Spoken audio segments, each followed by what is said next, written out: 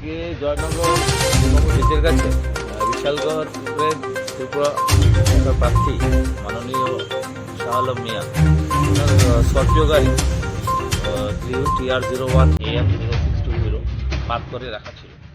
এই গাড়িটার মধ্যে একজন সাজু মিয়া আলাস মঙ্গল থানা প্রতন মিয়া রাজনগর বাড়ি তিনি বড় দাও দিয়ে যত গাড়ি যত কাজ আছে।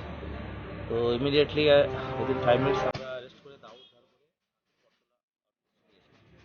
ইন দ্য মিন টাইম যে প্রার্থী জানতে পেরেছে যে ওনার গাড়ি ড্যামেজ হয়েছে, তো উনি রিপোর্ট কোর্টের কাছে ধর্ণা দিতে এসেছে। আমি বুঝালাম যে আপনি তো পুলিশকে জানান, থানা অ্যাকশন না নিলে তারপরে তো আপনি যাবেন। যাই হোক, ওনাকে বললাম যে আপনার কেসের অলরেডি কাজ হয়ে গেছে, আসামি অ্যারেস্ট হয়ে গেছে, দাও উদ্ধার হয়ে গেছে, আপনি আপনার চাইলে ফটো দিতে পারেন থানা। উনি থানা থেকে একটা